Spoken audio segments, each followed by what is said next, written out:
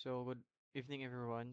I'm sorry, sir, for this late submission because I didn't notice na aday ning task because since it's December I was too busy till now. But still, I hope you make some exemptions or like some considerations na musugot ka nga makasabit ka even though I'm late. But anyways, let's proceed to the first task. Now we have here the setup development environment. So we have the number one task, the web server, Apache server, and optional ang pag-turn sa SQL. So what the requirements or like the task says that we have to create, yeah, like install SAMP. So since we do this a lot, so I already have SAMP. So as we see here, as you can see here that the Apache is already turned on, and MySQL kasi gikan lang po ko nag-code sa among other system. So the first here is like we create a folder. So if we see here sa ato ang SAMP, sa SAMP, located SAMP htdoc. So we have here as I have presenting. Now, I already have created a server lab folder inside sa SAMP and also sa folder sa htdocs. And yan, we already accomplished to execute the first task, and the second task is create your PHP script. So in we have to create this file using any Word format. So I've decided here to create this one in notes. So like this one. So save na to na siya. Okay, save na to. No, wait lang. Okay. So if yan, we save this one. This is the file of index PHP in index PHP, and um this is what the content of our index. So if we the ano here, wait lang, run the script browser localhost PHP, so index. So we already this, so X na to na siya, balikan na to na niya. So if we run this one, okay. So welcome to PHP script. So this is the output of the localhost sa atong server side na folder and sa atong file name na index.php. So the next thing we do is the working on PHP variables data type. So again, we have to modify what's the inside content of our um, index.php. So sa atong index.php sa atong notes is control Y lang nato na since I already have executed this task.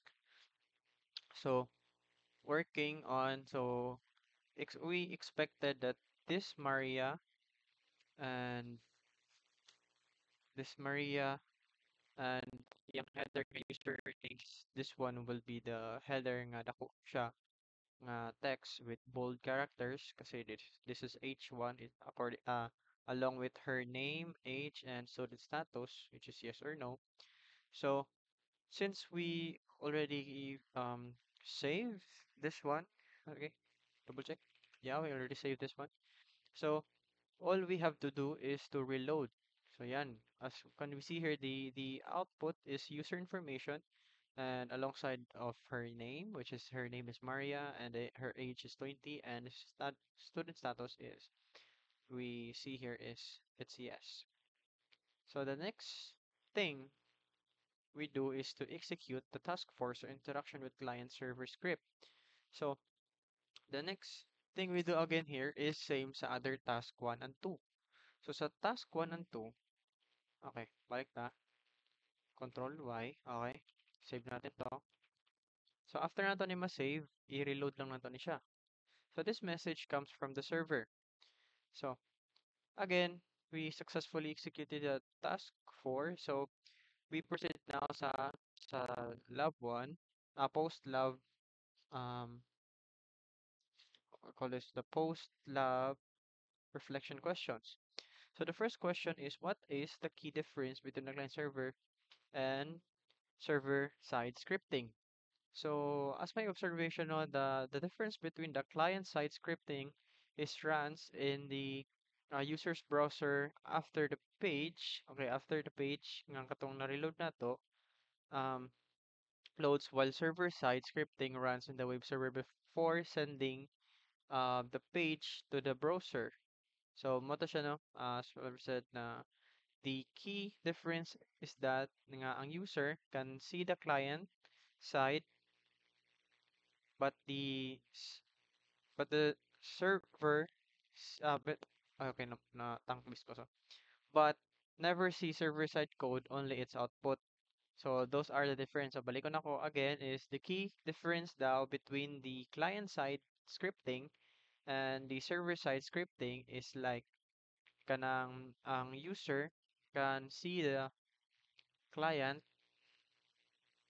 okay, see the client side code, which is client side code mao ni siya.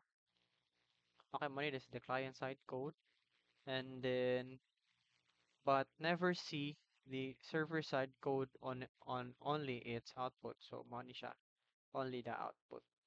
So the second question is, why PHP executed before JavaScript is in why is PHP executed before JavaScript in the example? So my explanation po naman on this one, and my answer is the PHP execute first kasi nga it runs on the server before the page is even sent to the browser, and then while JavaScript naman is runs in the browser often the after mali naman, after the page has already been delivered.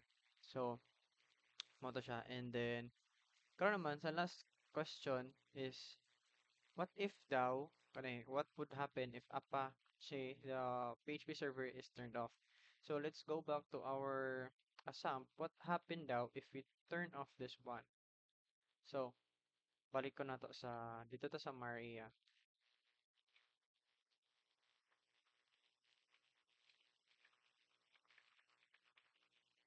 Pwede siya makontrol by.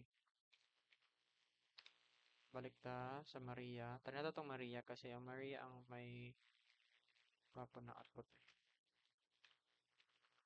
Yan. What happened if, yun nga, what happened daw if we turn off na to ang Apache sa to ang SAMP? So, makita na to dire, this site can't be reached. Kasi the reason why this can't be reached is, mo ni siya.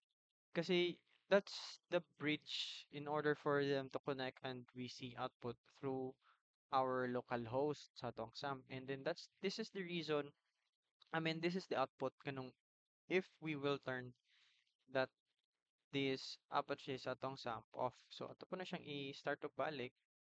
So, what will happen? So, yun. Echo. So wait lang, we have some fixes here. Control Shift R. So no, we able to see the code right now, but um,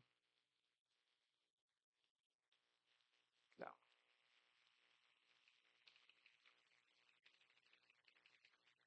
H1 yes or no, and then try to run that.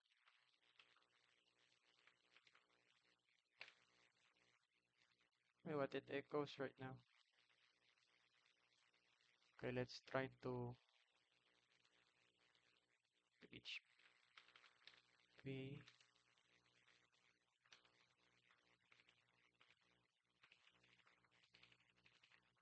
index. So yan. So as can we see here, it turns back to normal because yun nga, na-refresh na to and then giturn on na po na tong SAP. So katong ganyan nag-error is like nakita na to ang code is murag default to siya, stuck to siya na pantong sa patching na naka-turn off and then gi-on. So that's all for this lab activity. Even though this is a late submission, I hope that um, you, Sir Clint, will consider this one and pardon for being not responsible student, but doing my best. Thank you.